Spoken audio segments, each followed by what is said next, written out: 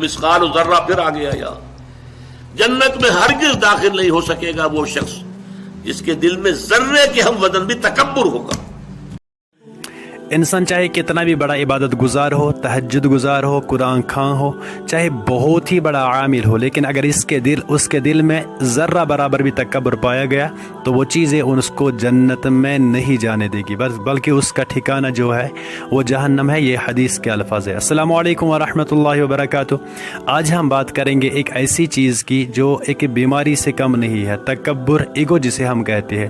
ہر انسان میں کسی نہ کسی لحاظ سے پایا جاتا ہے۔ عام طور پر سمجھتے ہیں ہم کہ مال کی وجہ سے، امیر ہونے کی وجہ سے تکبر آ جاتا ہے، بلکہ روایت میں اس کو تیسرے نمبر پر رکھا گیا ہے۔ پہلا جو نمبر ہے نا وہ ہے علم والوں کا، یعنی عالم لوگوں کا۔ جب بھی کسی کے پاس علم آتا ہے، اللہ کی دولت ہے عالم، لیکن اس کو پھر باقی لوگ جاہل لگنے لگتے ہیں۔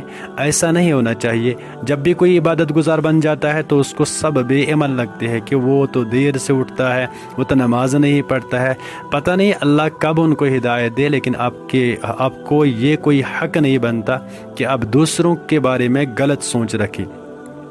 آج کے اس ویڈیو میں ہم سنیں گے تکبر کے بارے میں، ایگو کے بارے میں، کہ یہ کتنی ڈینجرس انسان کے لیے، کتنی چیز بہت بڑی ایک بلا ہے جو انسان کو کھا جاتی ہے، جو انسان کو اندر ہی اندر کیل کرتی ہے۔ تو آج ہم اس کے علاج سنیں گے ڈاکٹر اسرار علیہ رحمہ کی، جو بہت بڑے عالم دین تھے، اللہ ان کی قبر پر رحمت نازل فرمائے۔ چلو چلتے ہیں اس ویڈیو کی طرف۔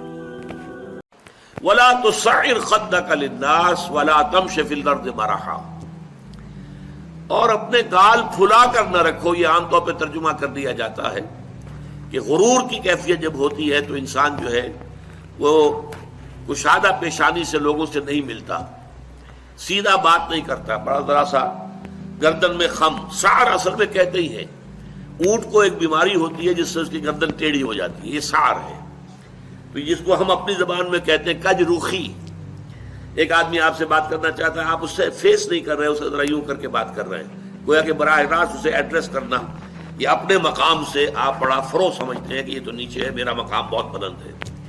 اسی طرح یہ جو کج کولاہی ہوتی ہے، کولاہ جو ہے وہ ذرا ٹیڑھا ہو، ٹوپی جو ہے وہ ٹیڑھی ہو سر کے اوپر، تو یہ کج روخی اور کج کولاہی، یہ تمام چیزیں جو ہے یہ ولا تصعر خدک للناس۔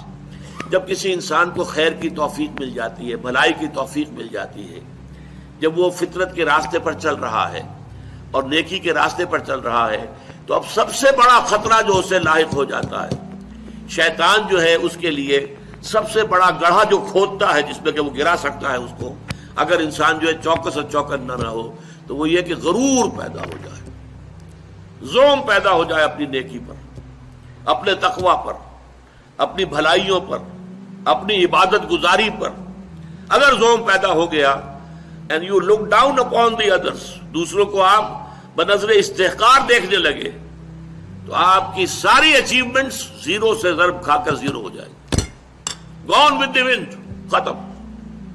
اس لیے یہ بہت بڑی بات ہے۔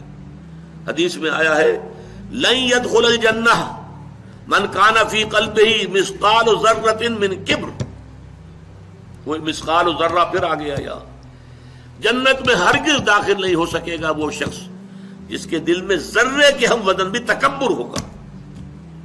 اور حدیث قدسی ہے الکبر ردائی، تکبر تو میری چادر ہے، مجھ پر راست آتی ہے۔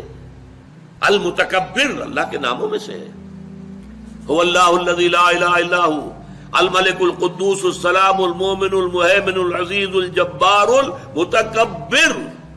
وہ المتکبر ہے، المتعال ہے، بہت بلند ہونے والا اور بہت تکبر کرنے والا، لیکن بندے کے لیے نہیں۔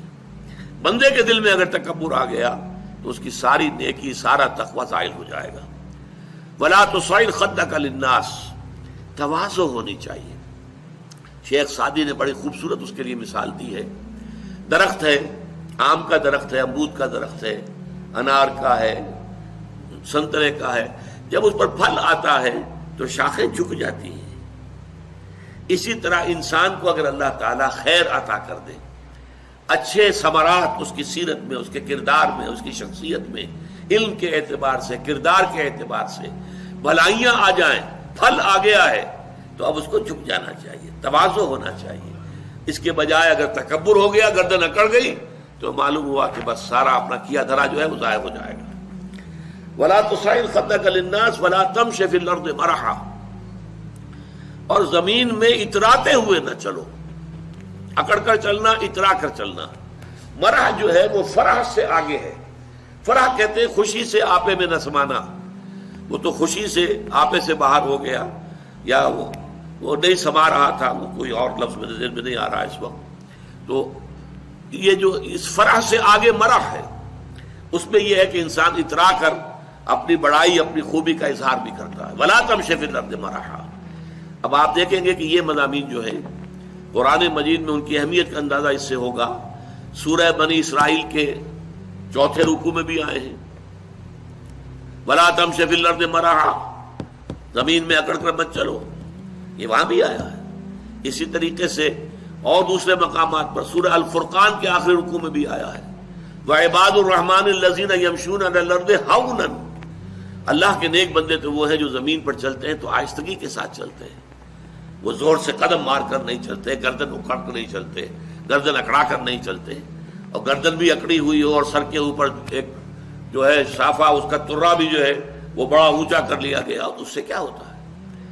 اِنَّكَ لَن تَخْرِقَ الْأَرْضَ وَلَن تَبْلُغَ الْجِبَالَ طُولًا، تم کتنے ہی زور سے پاؤں مار کر چلو گے ہماری زمین کو پھاڑ نہیں سکتے، اور کتنی ہی گردن اکڑا لو اور کتنا ہی ترا چڑھا لو، پہاڑوں کی بلندی تک تو نہیں پہنچ سکتے۔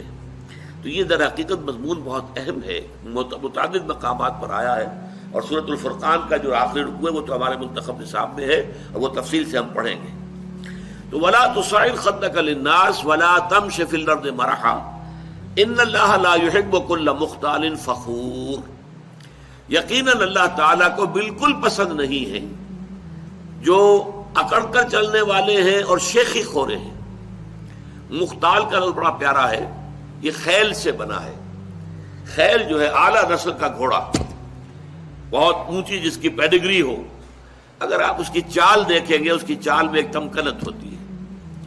جب انسان اپنی چال میں یہی تمکنت اختیار کرتا ہے تو یہ اختیال ہے، گویا کہ خیل کا سا انداز اختیار کرنا اپنے چلنے میں، خیل سے باب افتعال بنا اختیال، تو اللہ تعالیٰ کو بالکل پسند نہیں ہے۔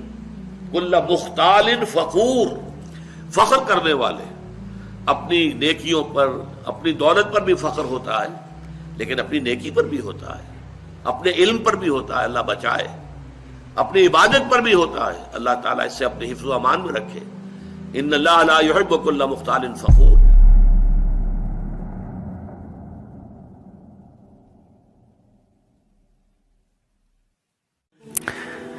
تو ناظرین سن لیا آپ نے ویڈیو جو ڈاکٹر اسرار علیہ رحمہ کی اللہ تبارک و تعالی ان کے قبر پر رحمت نازل فرمائے، ان کی مغفرت فرمائے، ان کی درجات بلند فرمائے، اور ہمیں بھی اس بیان پر جو ڈاکٹر اسرار علیہ رحمہ ایگو کی بات کر رہے تھے، تکبر کی بات کر رہے تھے، اس بیماری سے ہمیں دور رکھے، اس سے بچائے ہمیں، کیونکہ یہ نیکیوں کو کھا جاتی ہے، اور چاہے انسان کتنا ہی بڑا عبادت گزار ہی کیوں نہ ہو، پھر بھی وہ جنت میں نہیں جا سکے گا جس کے پاس تھوڑا سا بھی ایگو ہو۔